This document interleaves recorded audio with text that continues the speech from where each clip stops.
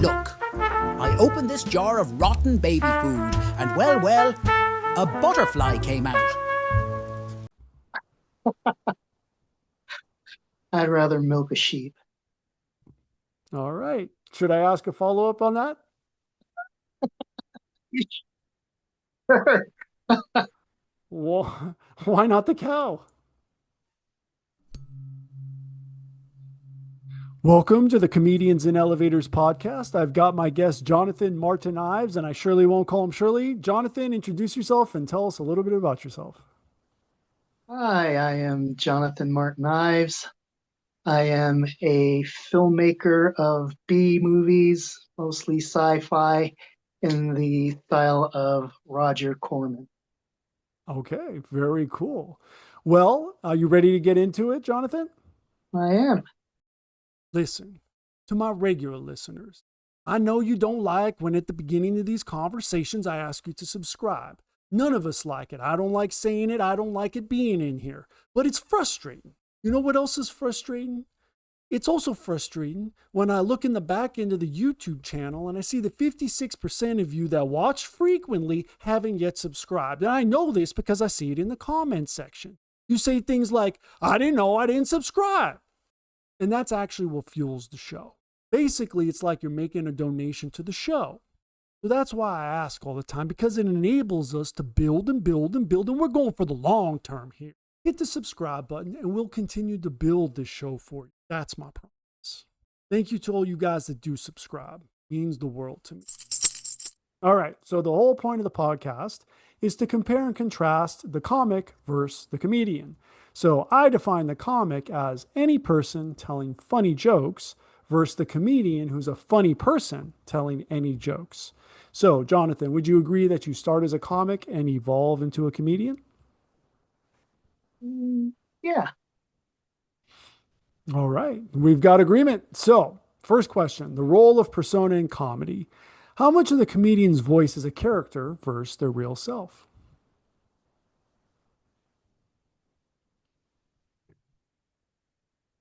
Have the question again.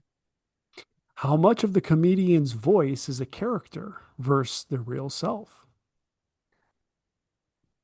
I would say at least 90%. Okay. Yeah. Wow. So only 10% is their authentic, their inner self. Well, yeah, because sometimes you have to hide your inner self. Okay. How for comedy? How so? Or why so? Well, what if you're having a really tragic life and you can't let your audience know that, so you have to really put yourself out there. Is not potentially perhaps the whole point of being a comedian is that your tragedy becomes comedy? Okay, that's fair. Right? So does authenticity matter or is illusion part of the magic? I think illusion's part of the magic myself.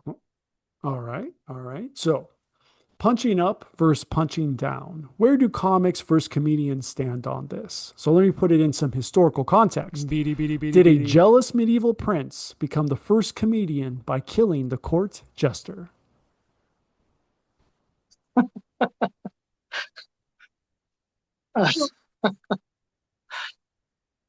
um, yeah, that sounds about right. Because you can't have competition.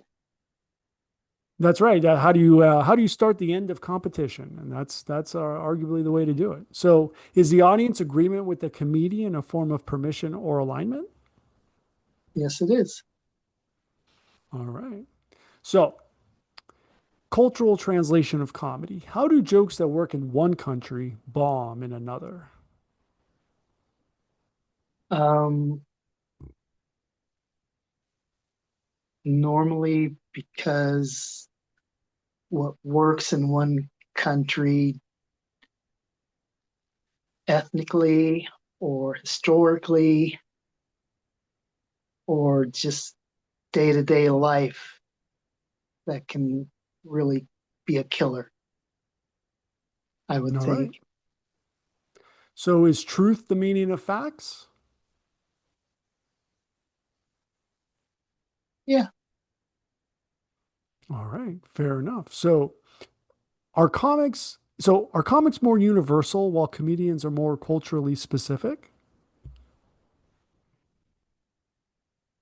Yeah, I can agree with that. All right. 'Cause All I right. would think comedians have to know their audience, their venue. All right. So definitely, I mean, who would disagree with that? So crowd work versus crafted work. If comics riff like influencers in the comments section and comedians perform like in reaction videos, where's the sweet spot? Hmm.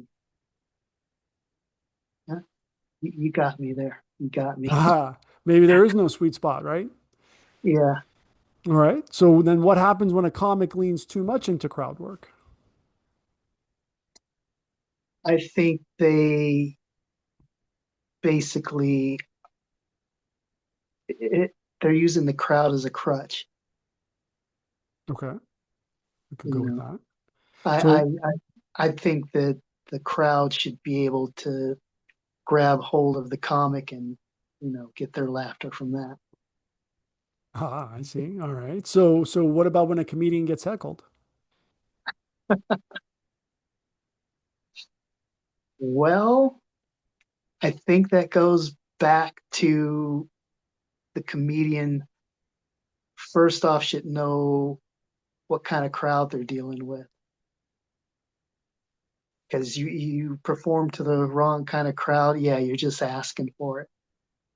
No, 100%. 100% on that. All right. Very important question. Advertising and self promotion. Who advertises themselves more? The comic, the comedian, or the magician?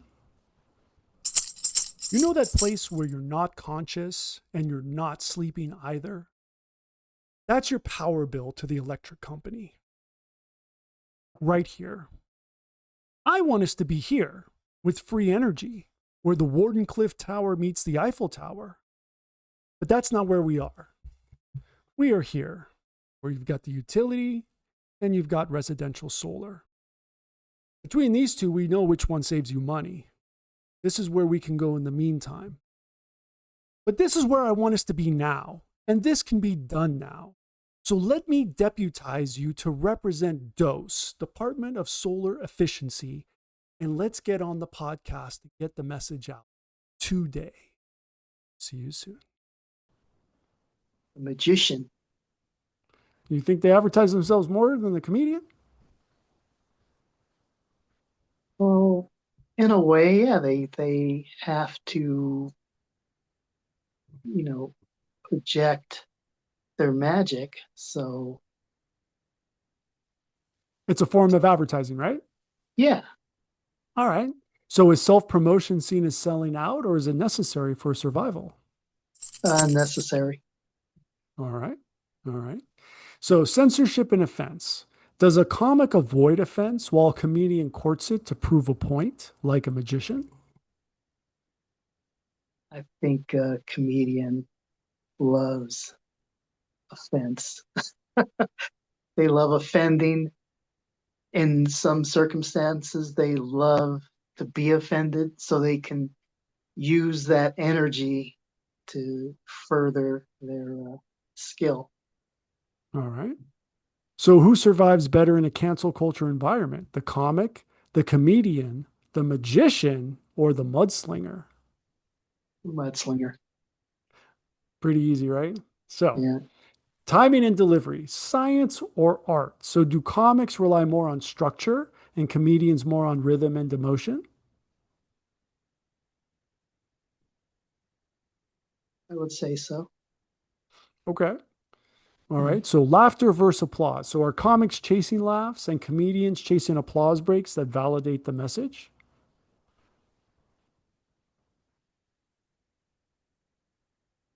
Mm. Can you repeat the question?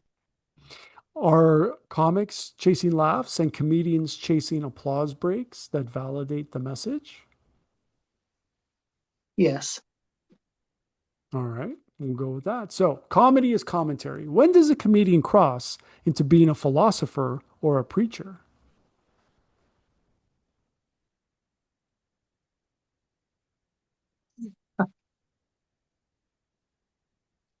I think when they start trying to tell stories instead of antidotes. Okay. So is Yeah. that good or does it dilute the humor? Well, I think if you're going for a setup, you basically catch your audience off guard once you hit that punch, and then they're like, "Oh," and they laugh. Yeah, All right. All right. that, yeah. Are you ready to enter the multiverse? Okay. All right, here we go. Board game Zoomcast, play versus performance. If comedy were a board game Zoomcast, are you competing as the colorist, adding tone, mood, and shading, or the Foley artist, building punchlines with soundscapes and timing? What a stupid question. I would think the colorist. All right. All right. So, does comedy work better when it's painted vividly, perhaps as a comic does, or when it's orchestrated sonically, perhaps as the comedian does? Hmm, I think as a comedian. Okay. So you went with the colorist for the first, but the Foley artist for the second? Yeah. Okay. So, here on the Comedians and Elevators podcast, we have a tradition where the previous guest asks a question for the next guest. The previous guest was Doug Wiseman, and his question for you, Jonathan, is: would you rather milk a sheep or a cow? I'd rather milk a sheep. All right. Should I ask a follow up on that?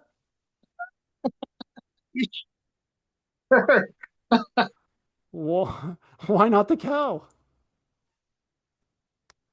Because everybody milks a cow.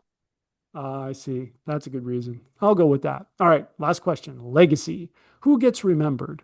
Will the comics Tight Five survive time, or will the comedian's cultural point of view be more timeless?